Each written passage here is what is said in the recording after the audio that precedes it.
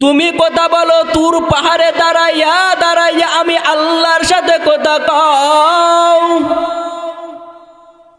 তোমার আর আমার মাঝে ৭০,০০০ পদ্মার ব্যবস্থা রয়ে গেল। একটি করে পদ্মা মোটা ১,০০০ বছর রাস্তার সমান। ও মুসা, তোমার সাথে আমি আল্লাহ কথা কই। এই ৭০,০০০ পদ্মার ব্যবস্থা রে মুসা, আমি আল্লাহ এমন একজন জাতি, এমন একজন নবীর উম্মতকে দুনিয়া প্রেরণ করব। আমি আল্লাহ যাদেরকে টুকলির মধ্যে বাছাই করে করে রাখলাম, ওই বান্দা যখন দুনিয়ার উপরে যাওয়ার পর, আমি আল্লাহকে যখন সিজদায় আর রুকুর মধ্যে যাওয়ার পর একবার বলবে সুবহানা রাব্বিয়াল আ'লা আর আযীম, ওই একবার বলার বিনিময়ে আমি আল্লাহ ৭০,০০০ পদ্মা উঠাইয়া আমি আল্লাহ ওই বান্দার সামনে হাজিরা দিয়ে দিব। এরে নবীর উম্মতের দল, কেমন নবীর উম্মত রে ভাই। এই নবীর উম্মত হওয়ার পর আজ আমি আর আপনি নবীর আদর্শ ধরতে পারি না। এই নবীর উম্মত হওয়ার পর আজ আমাদের ভিতরে নবীর আদর্শ নাই। এই নবীর উম্মত হওয়ার পর আমাদের ভিতরে হালাল নাই, হারাম নাই। ওয়াল টাইম আমরা গুনার দিকে দৌড়াই। আল্লাহ পাক জানা দাও পয়গম্বর, আপনার উম্মতদের জানাইয়া দেন আমি আল্লাহ তোর শ্রেষ্ঠত্ব দান করলাম।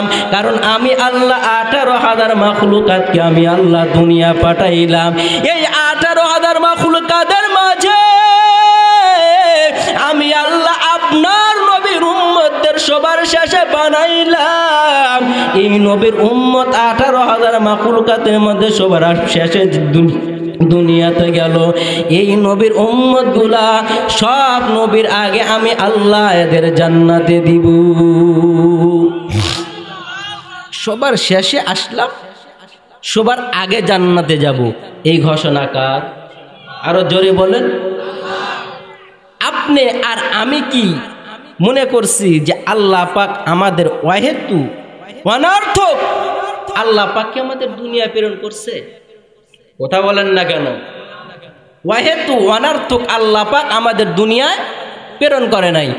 আফা হাসিবতুম আন্নামা খালাকনাকুম আবাসা আবাসা ওয়া আন্নাকুম ইলাইনা লা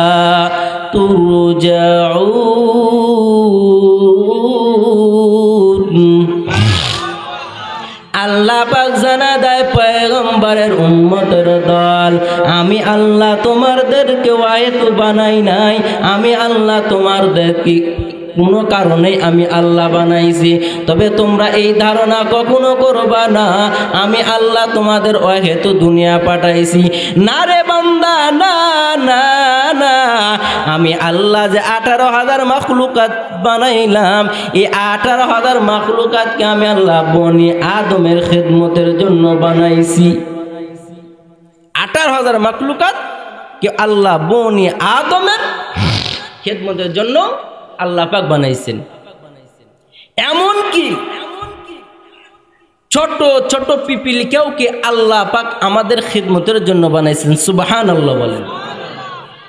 এমন আল্লাহ পাক যেমন আমাদেরকে বাছাই করে করে বানাইছেন, ঠিক এই 18,000 মাখলুকাতের মধ্যে যে আল্লাহ পাক শ্রেষ্ঠত্ব দান করেছেন, আমি আর আপনি যদি কোন মাখলুককে আমরা যদি চিন্তা করি না আল্লাহ পাক ওয়াহেতু বানাইছে, বিনে কারণে বানাইছে, আল্লাহ বলেন না, বললাম না, আমি আল্লাহ কোনো কাজকে ওয়াহেতু বানাই নাই, আমি আল্লাহ কোনো জিনিসকে ওয়াহেতু বানাই নাই। আমি আল্লাহ জায়গায় জায়গায় সিল মেরে দিয়ে আমি বললাম যে ফলের মধ্যেকার একটা ছোট পোকাটাওকে আমি আল্লাহ তোমাদের খেদমতের জন্য বানাইছি। فَبِأَيِّ آلَاءِ رَبِّكُمَا تُكَذِّبَانِ।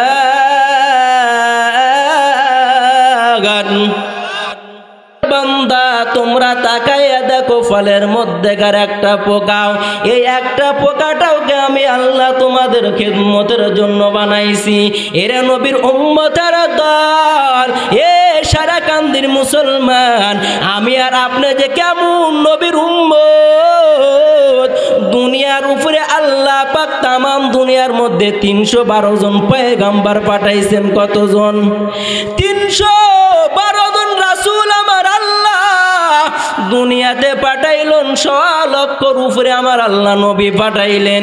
এই 312 জন রাসূলের মধ্যে এমন কোন নবী নাই যেই নবী আমার আর আপনার নবীর উম্মত হওয়ার জন্য আল্লাহর কাছে সুপারিশ করে নাই। দুনিয়ার সব নবীগণ আল্লাহর কাছে সুপারিশ করলেন, আল্লাহ আপনি আমাদেরকে নবী বানাইয়া তো ধন্য করেছেন, তবে আল্লাহ আমাদের জীবনটারও বেশি ধন্য হইতো যদি আমাদেরকে নবী না বানাইয়া আখেরি নবীর উম্মত বানাইতেন। আমাদের নবী হওয়ার থেকে আখেরি নবীর উম্মত হইলে জীবনটা বেশি ধন্য হইতো। এ সারিয়াকান্দির মুসলমান, আমি আর আপনি কেমন নবীর উম্মত। এই নবীর উম্মত হওয়ার পর আমরা কোরআন মানতে পারি না। এই নবীর উম্মত হওয়ার পর আমরা আল্লাহ রাসূলের সুন্নাত মানতে পারি না। দানিয়েল আলাইহিস সালাম একজন নবী আল্লাহর কাছে গিয়ে দেখলেন 12 জন 312 জন রাসূল সব নবীগণের আল্লাহর কাছে দরখাস্ত লিখলেন আখেরি নবীর উম্মত হওয়ার জন্য। দানিয়েল আলাইহিস সালাম আল্লাহকে বলেন, আল্লাহ দুনিয়ার সব নবীরা আপনার কাছে সুপারিশ করেছে আখেরি নবীর উম্মত হওয়ার জন্য। আমি দানিয়েল আলাইহিস সালাম আপনার কাছে আখেরি নবীর উম্মত হওয়ার জন্য সুপারিশ করিব না, তবে আপনার কাছে আমার একটা আরজি রে মালিক, আমাকে ওই পর্যন্ত হায়াত আপনি দান করেন যেই দিন আখেরি নবীর উম্মতদেরকে আপনি দুনিয়া পাঠাইবেন।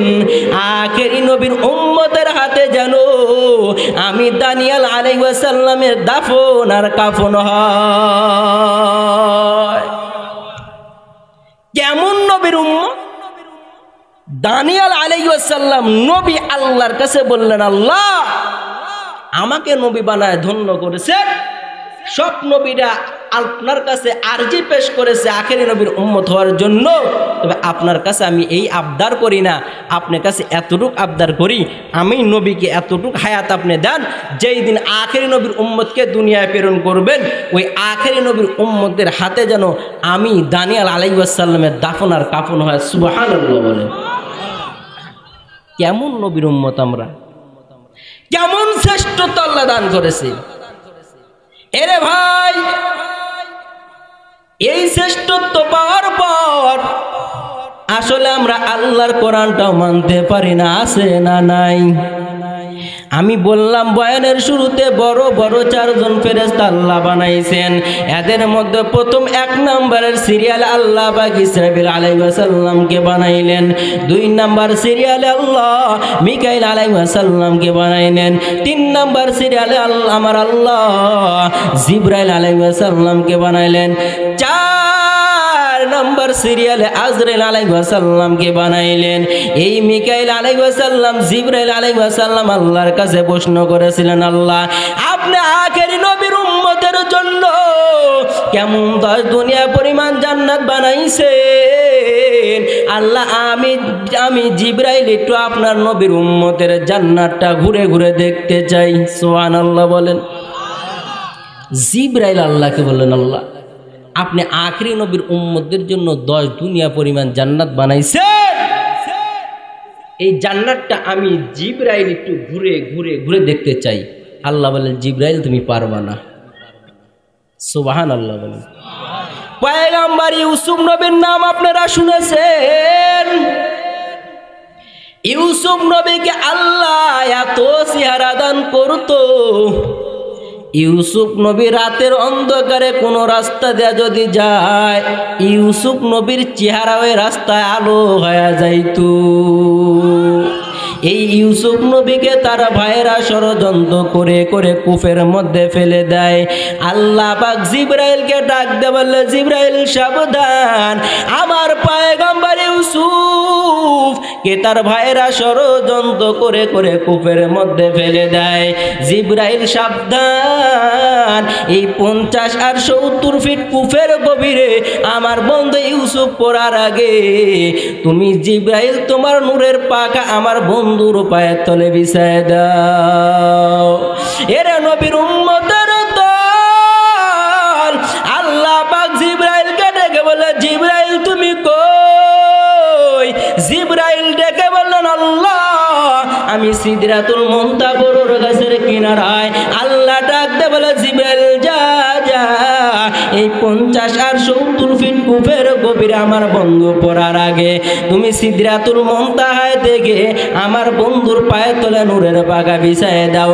আল্লাহ পাকের হুকুম পাওয়ার পর জিবরাইল 600 পাখা একবারে মারছে তো মারছে তো মারছে তো মারছে। 1-2 সেকেন্ডে জিবরাইল সিদরাতুল মুনতাহা থেকে আমার নবী ইউসুফের পায়ের তলে পাখা বিছায় দিল পানির গভীরে যাওয়ার আগে।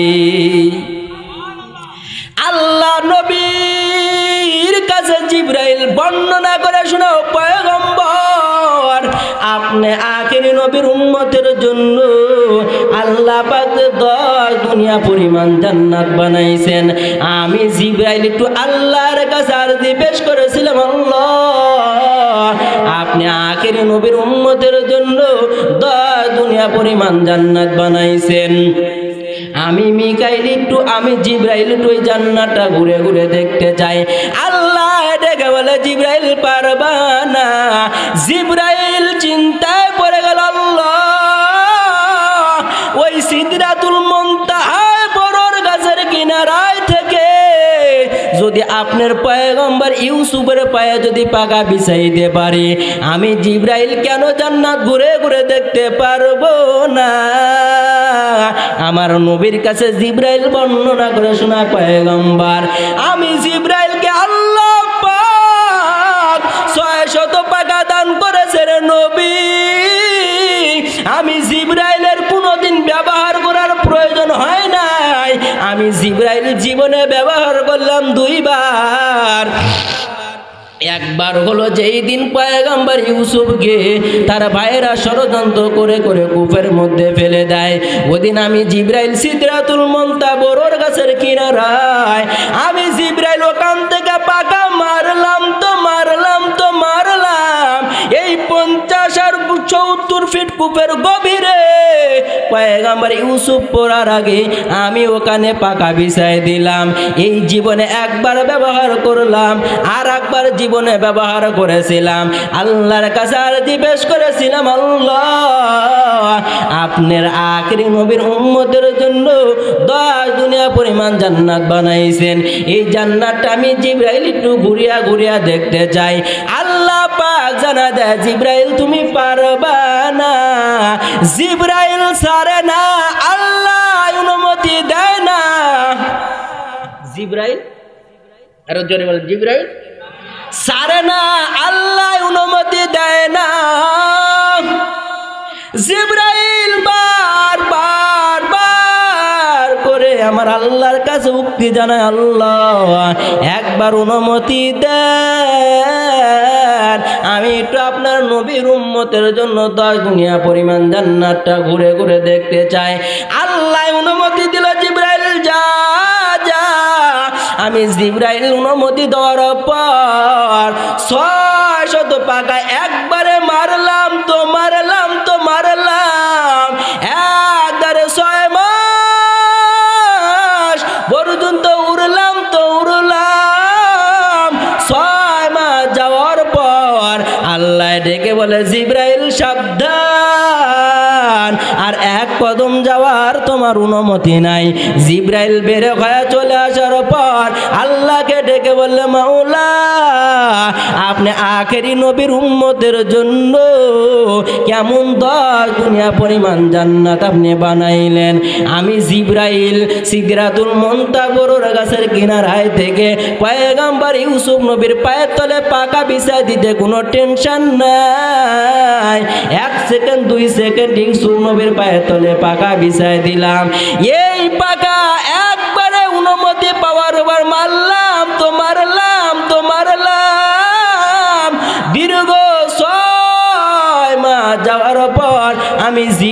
জান্নাতের শেষ প্রান্ত পর্যন্ত যাইতে পারি না। এরে নবীর উম্মতের দল, কেমন জান্নাত আল্লাহ বানাইছে রে মুমিন। এই জান্নাত কামাইয়ের জন্য কোরআনের বয়ান শোনা প্রয়োজন আছে না নাই?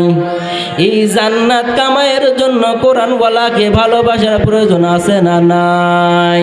তুমি জান্নাত কামাই করবা, কোরআনের বয়ান শুনবা না, তুমি আর্জেন্টিনা আর ব্রাজিলের পাগল।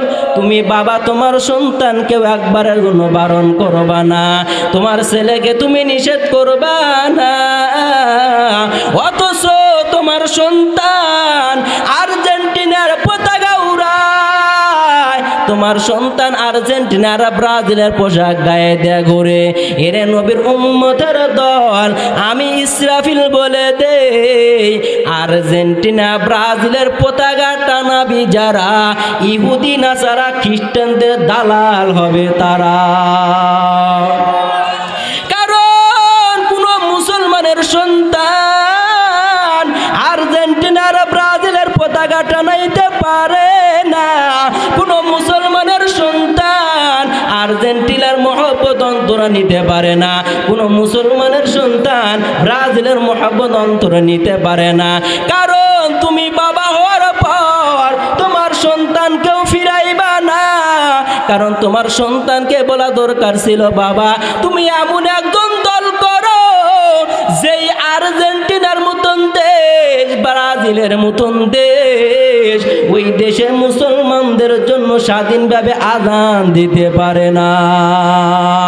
এমন একটা দল তুমি করো, ওই দেশে আমাদের মা বোনেরা স্বাধীনভাবে চলতে পারে না।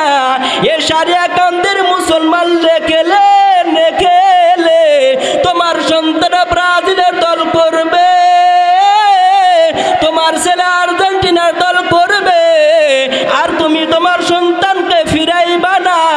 কপালে লেখে রাখো সারিয়া কান্দির মুসলমান, তুমি তোমার সন্তানকে তো বলতে পারতে, বাবা আর্জেন্টিনার পোশাকটা গায়ে থেকে ফেলায় দে, আমার রবির পোশাকটা গায়ে ওটাও তুমি বাবা কখনো বলো নাই। তুমি তো বলতে পারতে, হে সন্তান আর্জেন্টিনার পোশাকের গুল্লি গেলা ফেলায় দে, রাসূলের টুপিটা মাথায় লাগাও। এ মুসলমান ভালো করে লেখে লাও, ভালো করে শুনো, তুমি বাবা তোমার সন্তানকে আর্জেন্টিনা ব্রাজিলের দল থেকে তুমি ফিরাইবা না। কপালে লেখে রাখো মুসলমান, তোমার ছেলে আর্জেন্টিনা ব্রাজিলের দল করবে, তুমি বারণ করবা না। ওই সন্তান তোমার মরার আগে কখনো তোমাকে ভাত দিবে না। কারণ তোমার সন্তানের দেহের মধ্যে ইহুদি নাসারাদের মায়া মহব্বত ভরে গেল। লেখে রাখো এ বগুড়ার মুসলমান, লেখে তোমার সন্তানকে গুনাহের পথ থেকে তুমি ফিরাইবা না। লেখে রাখো মুসলমান, তুমি মরার আগে তোমার সন্তান তোমাকে বৃদ্ধাশ্রমে রাখবে। কারণ তোমার বাবা কর্তব্য ছিল তোমার সন্তানকে ফিরানো। তোমার সন্তান রাতকে রাত জাগে আর্জেন্টিনা ব্রাজিলের খেলা দেখে, তুমি একবারও বলো না ও সন্তান ওই আর্জেন্টিনার আর ব্রাজিলের খেলা দেখা বাদ দেয়া তো রাতের গভীরে 1-2টা পর্যন্ত খেলা দেখো। এই 1-2টা পর্যন্ত রাত জেগে জেগে তো তাহাজ্জুদের নামাজ পড়তে পারতাও, কখনো তুমি বলো নাই। কপালে লেখা রাখ রে মুসলমান, কপালে লেখা রাখ, ওই সন্তান মরার আগে তোর মুখে শরবত পর্যন্ত দিবে না। কারণ কোন আদর্শবান মুসলমানের সন্তান আর্জেন্টিনা আর ব্রাজিলের দল করতে পারে না। কারণ এই কোরআনের এমন দাম, এমন দাম, এই কোরআন ওয়ালার এত মর্যাদা আল্লাহ দান করেছেন। এই কোরআন আমার নবীর কাছে জিবরাইল নিয়ে আসতো। এই কোরআনের মর্যাদা আমার নবীর হুকুমে আল্লাহর কাছে আছে না নাই? আরো জোরে বলো, আরো জোরে বলো। এ সারে কান্দির মুসলমান, কোরআনের দাম কেমন হে মুমিন? আমার আল্লাহ জান্নাত বানাইছেন, জাহান্নাম আমার আল্লাহ বানাইছেন কিনা? আরো জোরে বলো, আরো জোরে বলো। জান্নাত আমার আল্লাহ বানাইছেন, জাহান্নাম আমার আল্লাহ বানাইলো। জান্নাতে ঢুকার জন্য 8টা দরজা আমার আল্লাহ বানাইছে, আর জাহান্নামে ঢুকার জন্য আমার আল্লাহ 7টা দরজা বানাইছে।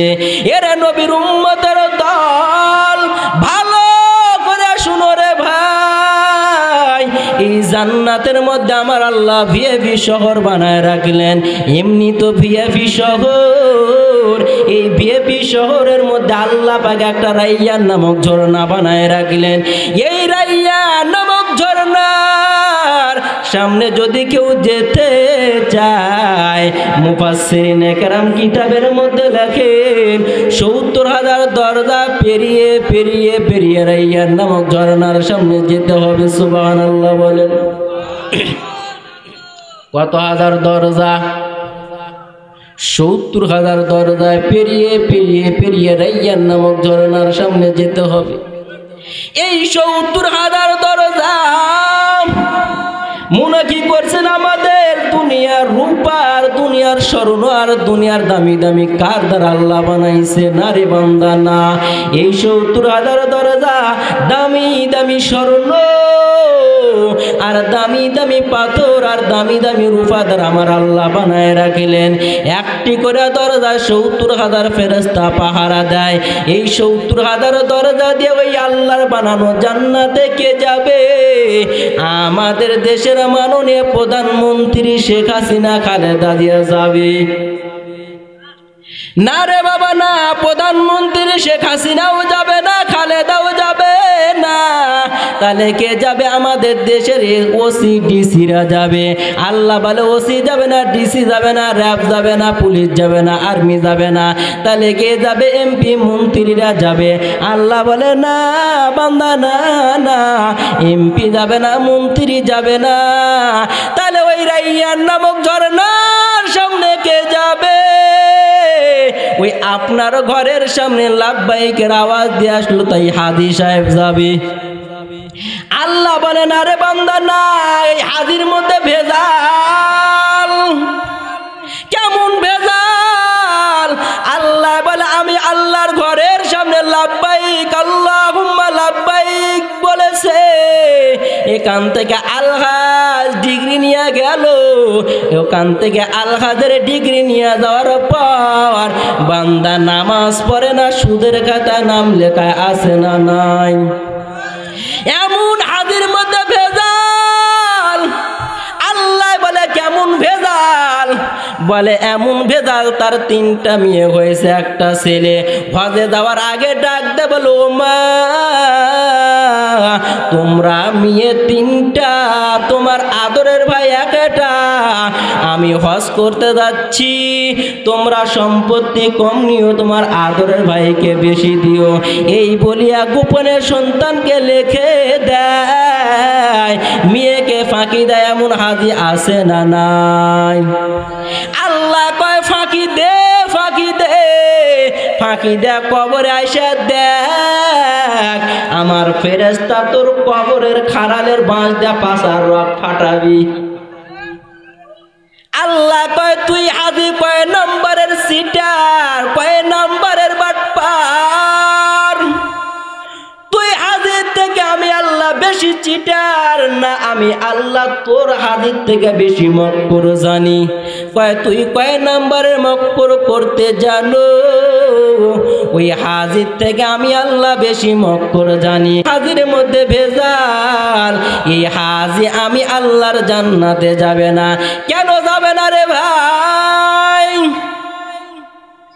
আল্লাহ পাক জানা দাও পয়গম্বর আপনার উম্মতের জানাইয়া দেন, বান্দায় টুপি মাথায় দিয়ে আল্লাহর ঘর সারে না, বান্দা তসবিহ নিয়ে মসজিদের বারান্দা সারে না।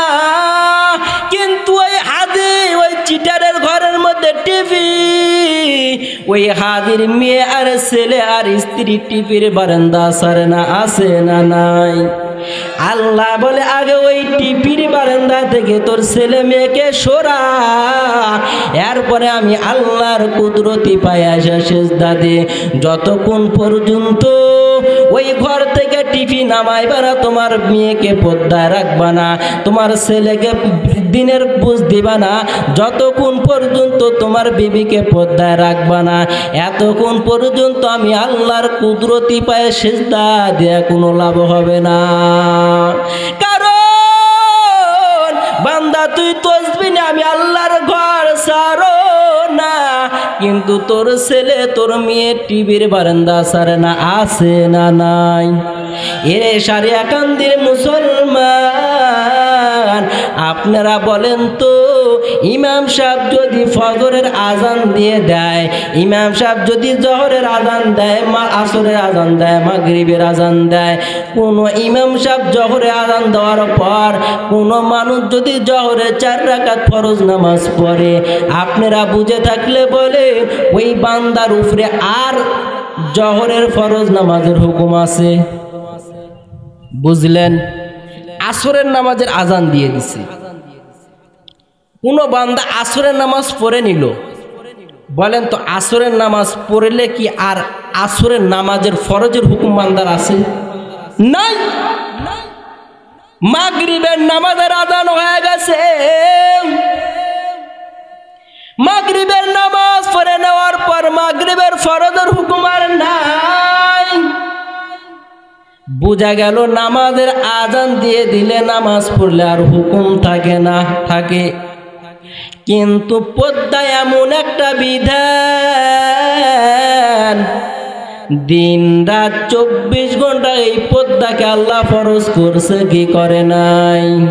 ও হাজি তুমি ভালো করে শুনো, ও শিক্ষিত ভাই ভালো করে শুনিয়া লাও, তুমি হাজিগিরি দেখাইবা, সুফির ভান ধরবা, আর তোমার ছেলেকে ব্যবস্থা নিবে না, মেয়েকে পর্দা নিবা না। তুমি আলহাজ নামের ডিগ্রি নিয়ে আসলা, আর তোমার মেয়ে বেপর্দায় কলেজে যাইবি রে, হাজি হবে না। ইয়া আইয়ুহাল্লাযীনা আমানু দুখুলু ফিস-সিলমি কাফা ওয়ালা তাত্তাবিউ খুতুওয়াতিশ শাইতান ইন্নাহু লাকুম আদুউম মুবিন।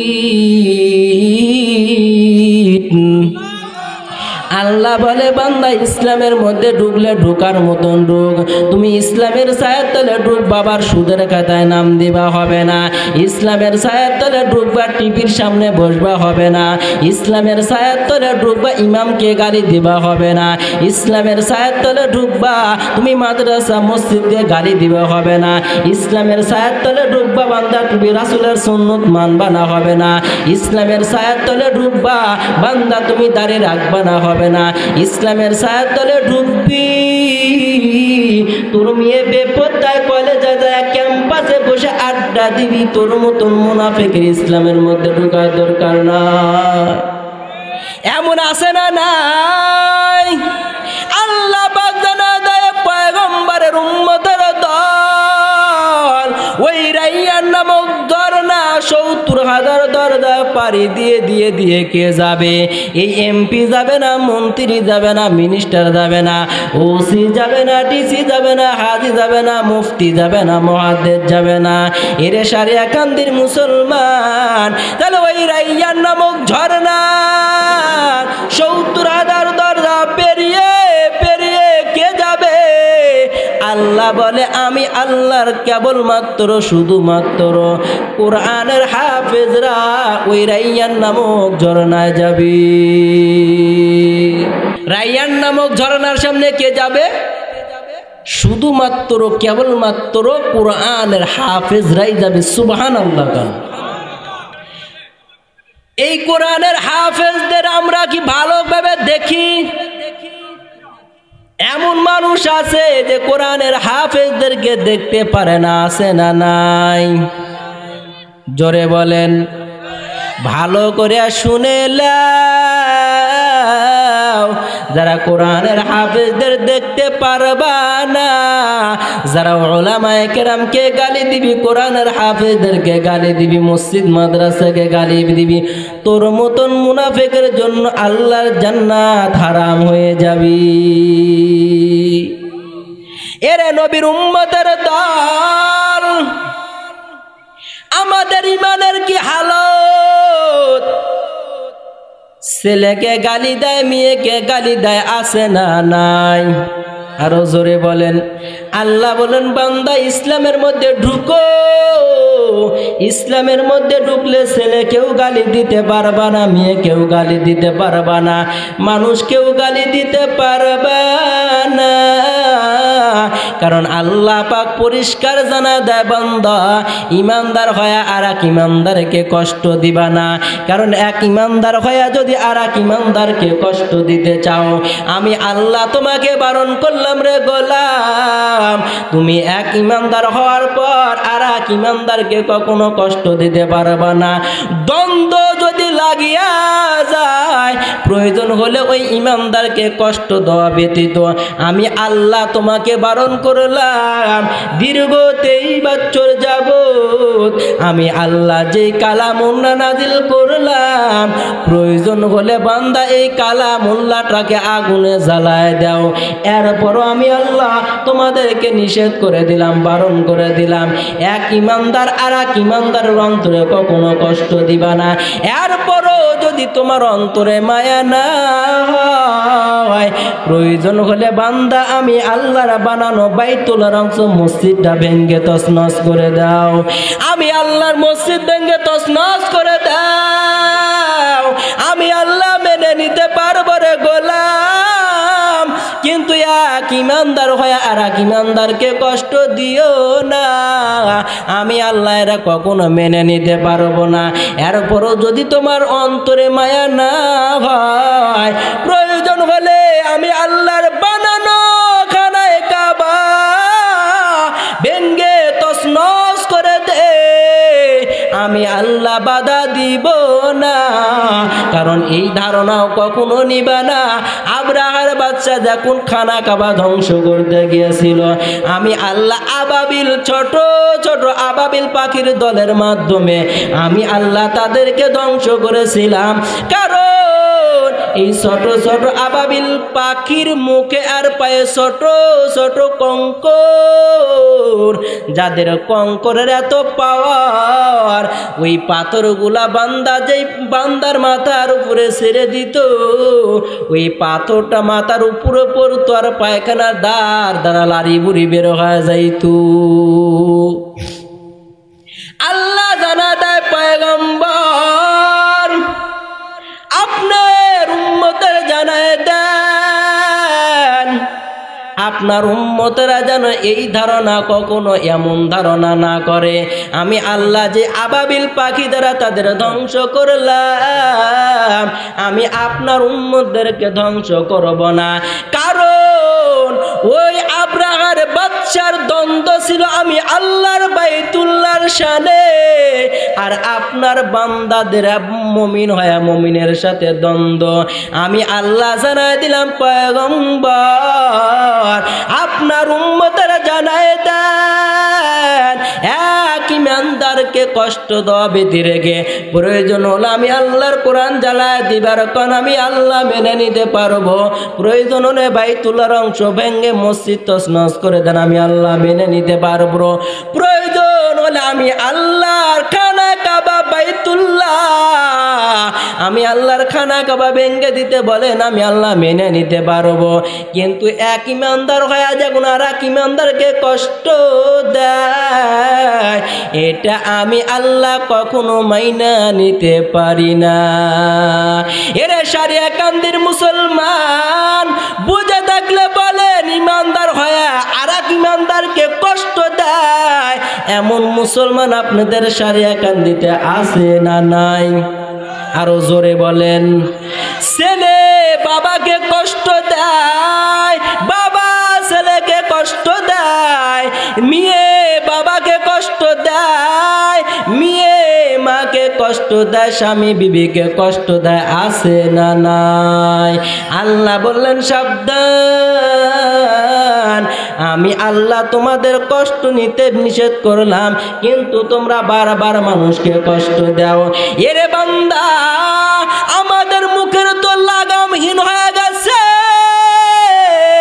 আমাদের জবানের মাধ্যমে আমার বিবি কষ্ট পায়, মেয়ে কষ্ট পায়, এমন মুসলমান আছে না নাই? এরে বান্দা, বিবিকে মেয়ে হলে গালি দাও, আর ছেলে হলে খুশি হয়, এমন নাফরমান গুনাহগার কপাল পোড়া বান্দা আছে না নাই? আরো জোরে বলেন। আশরাফ আলী থানভী রহমাতুল্লাহ আলাইহি কিতাবের মধ্যে লেখেন, আল্লাহর এক বান্দা বিবাহ করার পর ওই বান্দার দেখতে দেখতে দেখতে দেখতে 6টা কন্যা সন্তান হয়েছে। 7 নম্বরে তার বিবি গর্ভবতী। ওই যুবক তার বিবিকে ডেকে বললেন, বিবি, ধৈর্যর সীমানা আছে, দেখতে দেখ। আশরাফ আলী থানভী রহমাতুল্লাহ আলাইহি কিতাবের মধ্যে লেখেন, আল্লাহর বান্দা বিবাহ করার পরে 6টা কন্যা সন্তান হয়েছে। কয়টা? আরো জোরে বলেন। 6টা কন্যা সন্তান হওয়ার পর 7 নম্বরেও তার বিবি গর্ভবতী।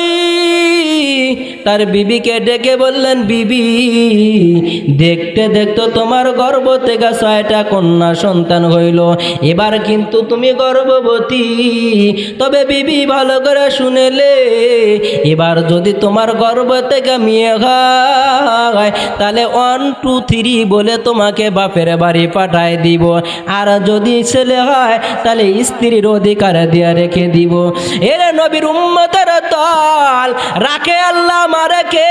মারে আল্লাহ, রাখে কে? এ বান্দা ভালো করে শুনে লাও। আশরাফ আলী থানভী রহমাতুল্লাহ আলাইহি কিতাবের মধ্যে লিখলেন, আল্লাহর বান্দা বিবাহ করার পরে কয়টা কন্যা সন্তান হয়েছে? 6টা। 6টা কন্যা সন্তান হওয়ার পর তার বিবিকে ডেকে বললেন, বিবি, এবারও তুমি গর্ভবতী।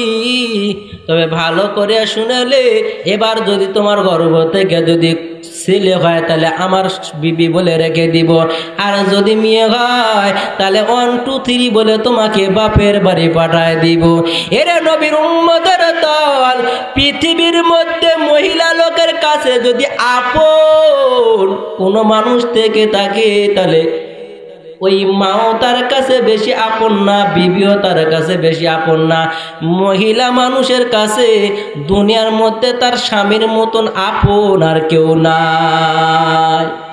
বিবিকে ডেকে বললেন, বিবি গো, দেখতে দেখতে তোমার 6টা কন্যা সন্তান হইল, এবার কিন্তু তুমি গর্ভবতী।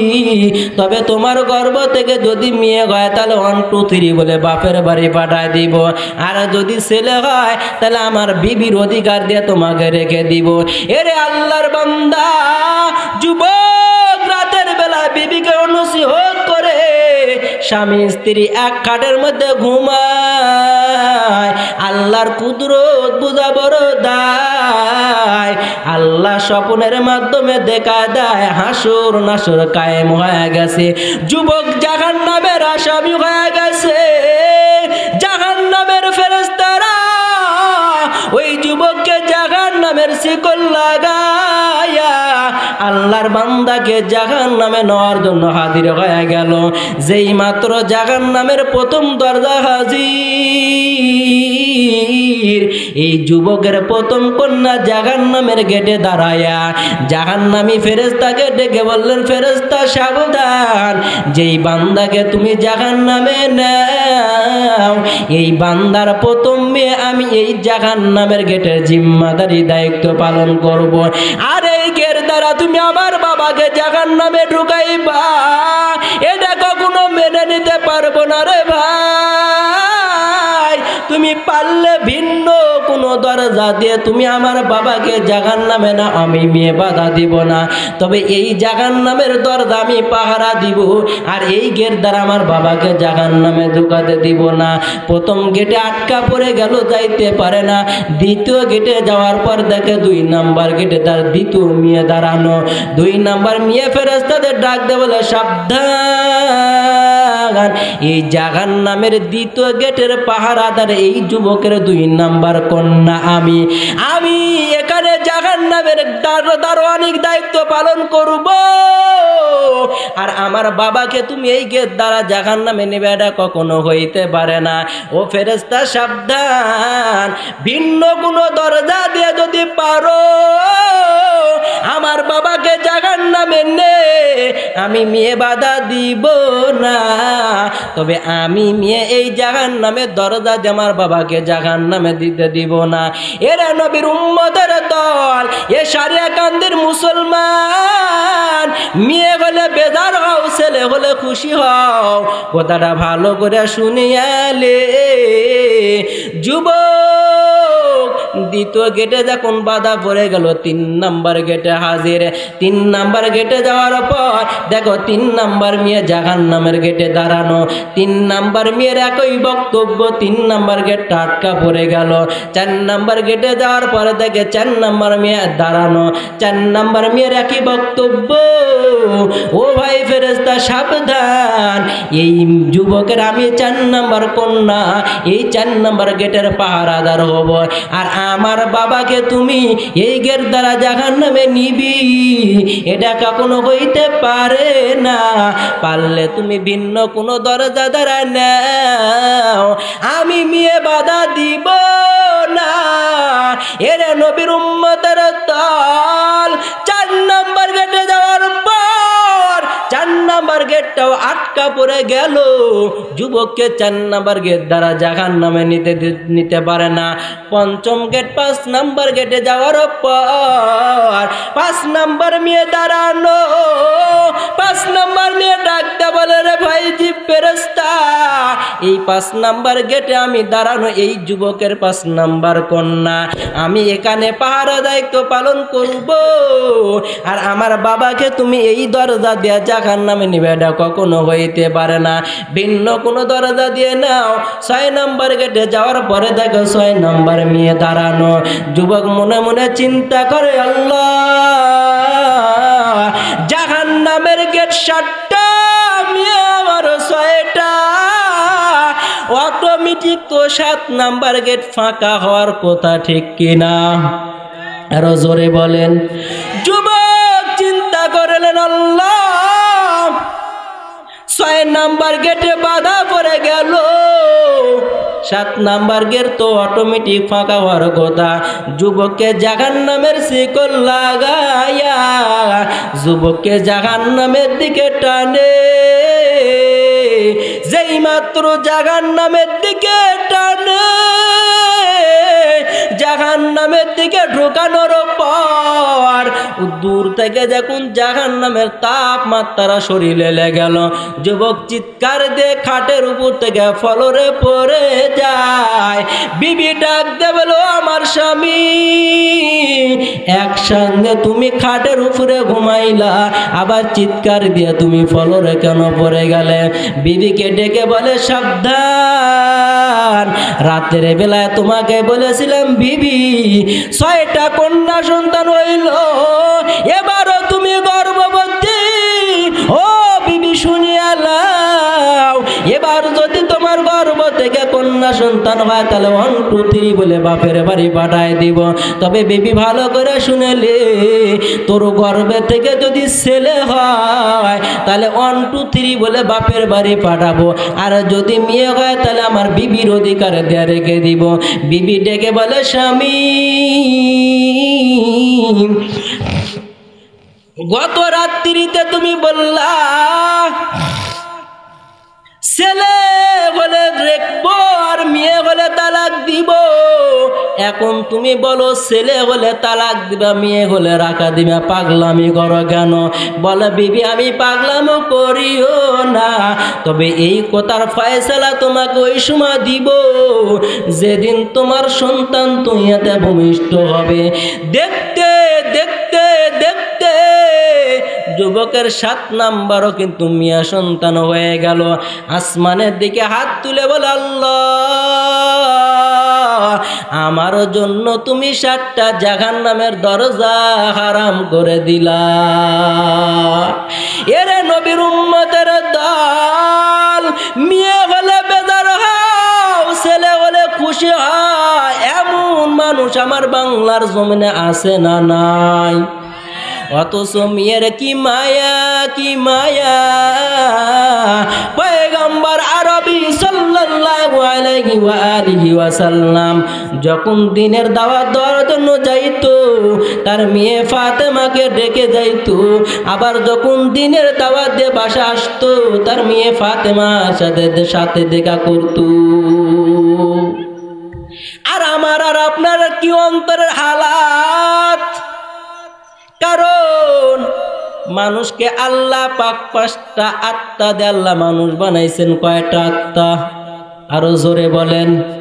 1 নম্বরে পশুর আত্মা, 2 নম্বরের হিংস্র প্রাণীর আত্মা, 3 নম্বর শয়তানের আত্মা, 4 নম্বর ফেরেশতার আত্মা, 5 নম্বর হলো মানব আত্মা। 5টা আত্মা দিয়ে আল্লাহ মানুষ বানায়। আর এই 5টা আত্মার কাজ 5 ধরনের। এরে নবীর উম্মতের দল, ছেলে হলে খুশি হয়, মেয়ে হলে বেজার।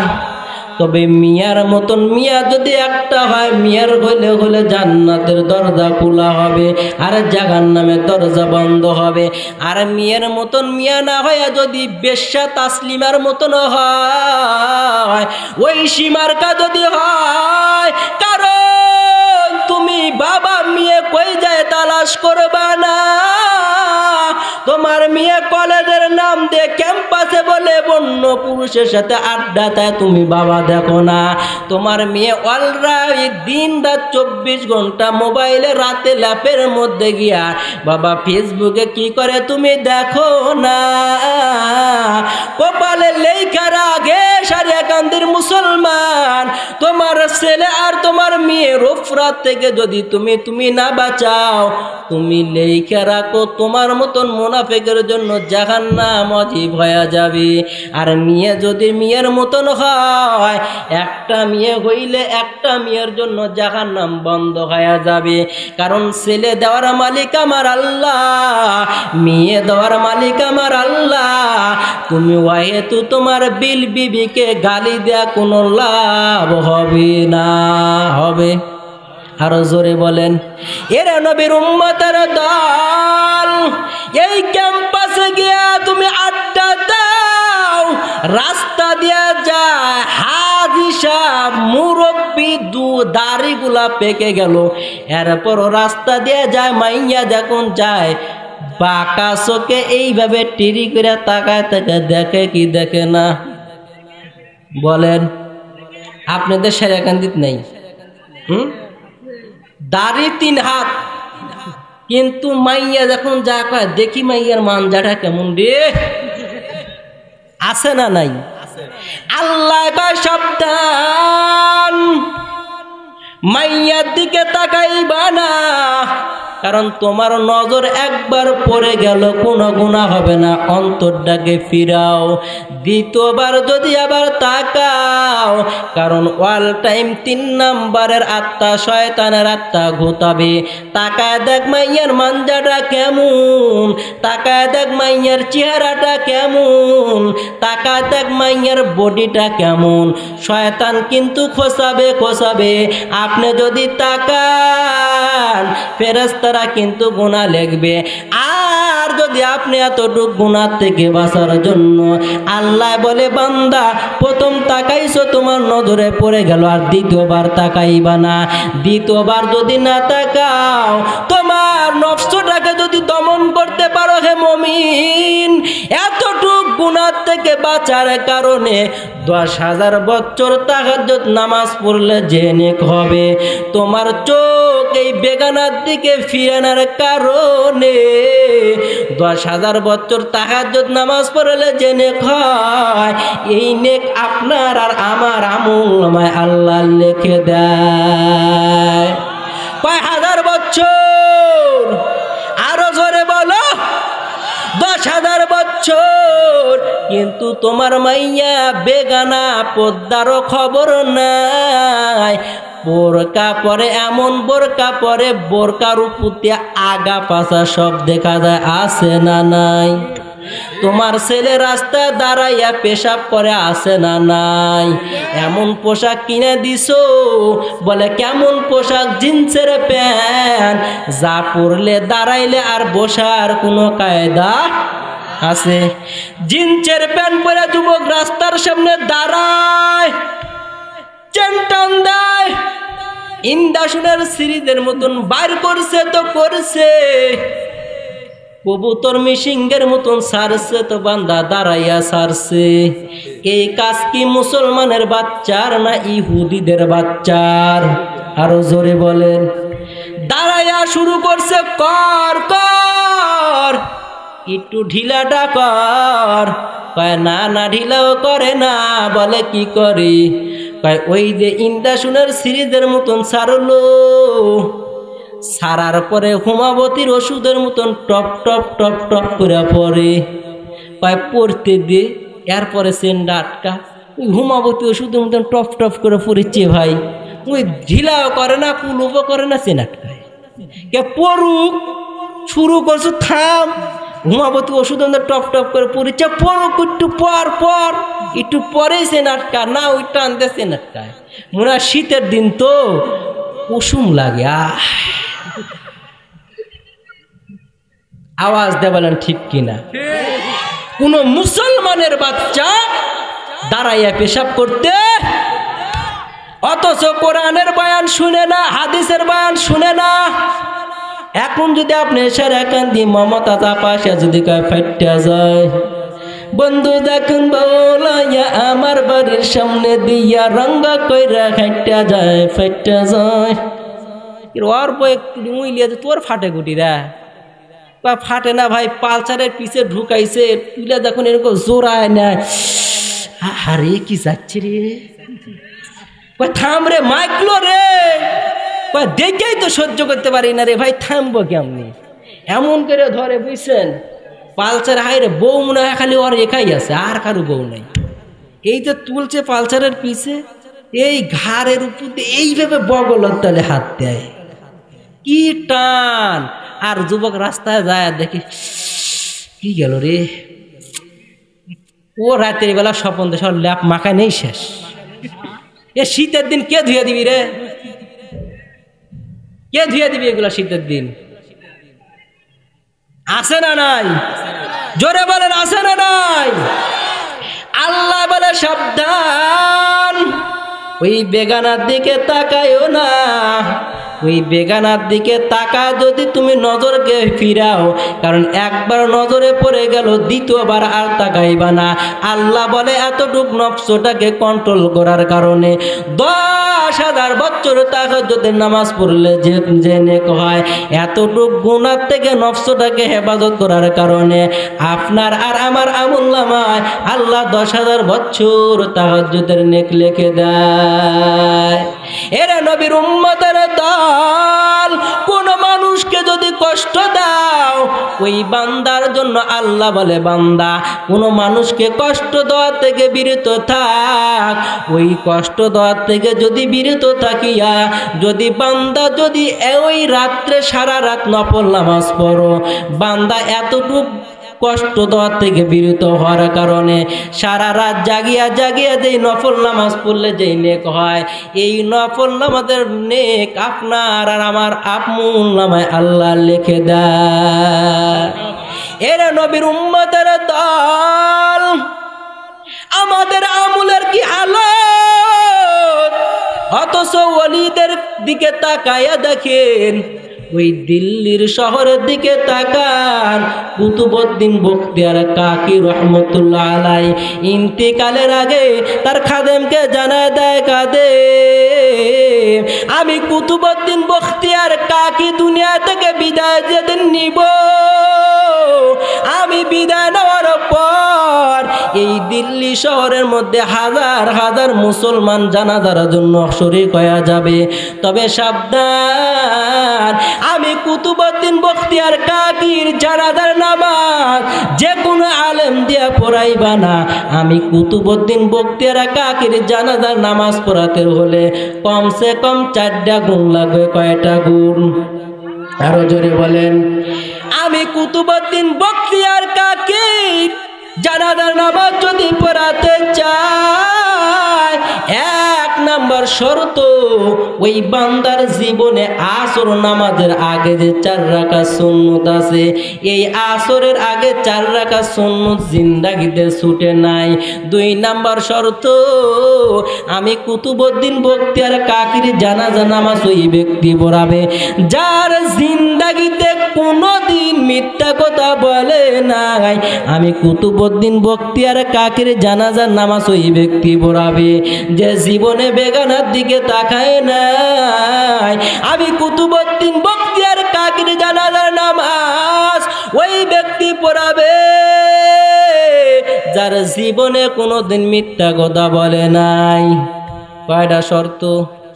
এই 4 শর্তর কথা শোনার পর এই 4 শ্রেণীর লোক আপনাদের আমাদের মাঝে মনে হয় নাই? আছে। তাফসিরে জালালাইনের হাসিয়ার মধ্যে লেখছে, দুনিয়ার মানুষ যখন একবার মিথ্যা কথা কয়, একবার মিথ্যা কথা বলার কারণে মুখ থেকে এমন তীক্ষ্ণ দুর্গন্ধ ছড়িয়া যায়, তীক্ষ্ণ দুর্গন্ধ ছড়িয়া যায়, রহমতের ফেরেশতা 1 মাইল পর্যন্ত থাকতে পারে না। একবার মিথ্যা কথা বললে মুখের দুর্গন্ধ এমন ভাবে সরে যায়, রহমতের ফেরেশতা 1 মাইল পর্যন্ত থাকতে পারে না। অথচ আমাদের মিথ্যা কথা আছে না নাই? আরো জোরে বলেন। কেমন মিথ্যা কথা রে ভাই? আমাদের মিথ্যার অভাব নাই, অথচ নামাজে দাঁড়াও, নামাজে দাঁড়াইয়া তুমি আল্লাহকে স্মরণ করো, নামাজে দাঁড়াও আর বলো ইন্না সলাতি ওয়া নুসুকি ওয়া মাহইয়ায়া ওয়া মামাতি লিল্লাহি রাব্বিল আলামিন। বলে কি বলে না? নামাজে দাঁড়ায় বলেন আল্লাহ আমার নামাজ, আমার হায়াত, আমার জিন্দেগি, আমার ইবাদত, আমার দাসত্ব, আমার গোলামি, আমার হাজিগিরি, আমার মৌলানা সব তোমার জন্য। কিন্তু বান্দা আল্লাহর সামনে দাঁড়াইয়া তুমি বলো একটা, কিন্তু নামাজ থেকে বের হয়ে করো আর একটা। এরে নবীর উম্মতের দল, বুঝা গেল জাহান্নামের ভয় নাই, আল্লাহর মহব্বত নাই। কারণ আবু বকর, উমর, ওসমান তারা জান্নাতের সার্টিফিকেট পাওয়ার পর এত কান্না করলেন। ওমরের মতন মানুষ জাহান্নামের ভয়ে কান্না করেন, ওসমানের মতন মানুষ জাহান্নামের ভয়ে কান্না করেন। জাহান্নামের ভয়ে কান্না করতে করতে চোখে ঘা পাড়া ফেললেন। আবু বকরের মতন মানুষ নামাজের মধ্যে দাঁড়াইয়া কান্না করতে করতে ভেঙ্গে পড়েন। নামাজের মধ্যে দাঁড়াইয়া কান্না করে আর কোরআনের আয়াত তেলাওয়াত করে, ইন্নাল্লাহ আশতারা মিনাল মুমিনিনা আনফুসাহুম ওয়া আমওয়ালাহুম বিআন্না লাহুমুল জান্নাহ। আবু বকর নামাজের মধ্যে আয়াত পড়ে আর কান্না ভেঙ্গে পড়ে। পয়গম্বর ডেকে বলে, আবু বকর তুমি নামাজের মধ্যে দাঁড়াইয়া তুমি কান্না করতে করতে কেন ভেঙ্গে পড়ো? আবু বকর ডেকে বললেন, পয়গম্বর নামাজের মধ্যে দেখুন আয়াত আমি আবু বকর পাই, আমি আবু বকর চোখে পানি রাখতে পারি না। আল্লাহ বলেছে, ও মুমিনের দল, আমি আল্লাহ তোমাদের জান মান ক্রয় করে নিলাম বিনিময়। আমি আল্লাহর বানানো জান্নাত তোমাদের দিয়ে দিলাম। পয়গম্বর আবু বকরকে ডেকে বলল, আবু বকর, এটা বলো সুন্দর কথা, আল্লাহ আমাদের জান মাল আমল ক্রয় করে নিল, বিনিময়ে আল্লাহর বানানো জান্নাত আমাদের জন্য দিয়ে দিল। আবু বকর ডেকে বলল, পয়গম্বর, আমি আবু বকর কাপড়ের দোকান দেই, কাপড়ের ব্যবসা করি রে নবী, এটা আপনি পয়গম্বর তো জানেন। আমি আবু বকর গত 2-3 দিন আগে আমার দোকান থেকে একজন মহিলা কাপড় খরিদ করে নিয়ে গেল। আজকে ফজরের নামাজের পর আমি ওই দোকানে গিয়ে যখন দোকান খুললাম, ওই মহিলা আমার দোকানে আসার পর আমাকে ডেকে বললেন, আবু বকর, তোমার দোকানের কাপড় তুমি ফিরাইয়া নাও, আমার দেওয়া টাকা তুমি আমাকে ফিরাই দাও। আমি বললাম, মা কেন? তোমাকে কাপড় টাকা ফিরাই দিবে, কাপড় ফিরাই নিব। মহিলা ডাকতে বলল, আবু বকর, তোমার দোকানের কাপড় আমার পছন্দ হয় নাই, তুমি কাপড়টা ফিরাই নাও, আমার দেওয়া টাকা আমাকে দিয়ে দাও। আমি মহিলার কাপড় ফিরাই দিলাম, টাকা নিয়ে নিলাম। আমি আবু বকর চিন্তা করি, আল্লাহ, দুনিয়ার একটা কাপড় যদি পছন্দ না হয়, যদি কাপড়টা ফিরাইয়া দেয়, কাল কিয়ামতের ময়দানে আপনি যদি ডেকে বলেন, আবু বকর, নামাজ পড়েছো, তোমার নামাজ আমি আল্লাহর আদালতে কবুল হয় নাই, হজ করেছো, তোমার হজ আমি আল্লাহর আদালতে কবুল হয় নাই, যাকাত দিয়েছো, তোমার যাকাত আমি আল্লাহর আদালতে কবুল হয় নাই, এ আবু বকর তোমার হজ যাকাত নামাজ ফিরাইয়া নে, আমার দেওয়া জান্নাত তুমি আমাকে ফিরাইয়া দাও। ওদিন আমি আবু বকরের কি উপায়? ওই দিন আমি আবু বকরের জাহান্নাম ছাড়া কোনো উপায় নাই। এরা নবীর উম্মতের দল, আবু বকরের মতন সাহাবী জান্নাতের সার্টিফিকেট পাওয়ার পর যদি জাহান্নামের ভয়ে কান্না করে, রে ভাই, আপনার আর আমার নামাজের কি হালত? আপনার আর আমার নামাজের কোনো খবর নাই। অথচ পয়গম্বর আরবি সাল্লাল্লাহু আলাইহি ওয়াসাল্লাম বললেন, ও আমার উম্মতের দল, কোন মানুষ যদি দিনে 5 ওয়াক্ত নামাজ পড়িয়া নেয়, কারণ আমি আল্লাহর নবী বলে দিলাম, তোমরা যদি হজ না করো, যাকাত না দাও, রোজাও যদি না রাখো, আল্লাহর দেওয়া বক্তব্য অনুযায়ী কোন মানুষ যদি 5 ওয়াক্ত নামাজ পড়ে, আল্লাহ বলেন এই 5 ওয়াক্ত নামাজের বিনিময়ে আল্লাহ তাকে জান্নাতে দিয়ে দিবে। এরে নবীর উম্মতের দল, ওই জান্নাতের যাওয়ার জন্য আমাদের কোনো চিন্তা নাই, ওই কবরের কোনো চিন্তা নাই। অথচ যেই কবরে যখন যাব, আজ দুনিয়ার উপরে কত নামি দামি পোশাক পরি রে যুবক, যখন আজরাইল আসার পর আমাদেরকে আজরাইল যখন জানটা নিয়ে যাবে, আজরাইল যখন প্রাণ পাখিটা নিয়ে যাবে, আজরাইল জান কলব পড়ার আগে আমাদের মাইকে যখন মসজিদে এলান হয়ে যাবে, ইমাম সাহেবরা ঘোষণা করে দিবে, ইন্না লিল্লাহি ওয়া ইন্না ইলাইহি রাজিউন, অমুকের ছেলে অমুক, আব্দুল্লাহর ছেলে আব্দুর রহমান দুনিয়া থেকে বিদায়।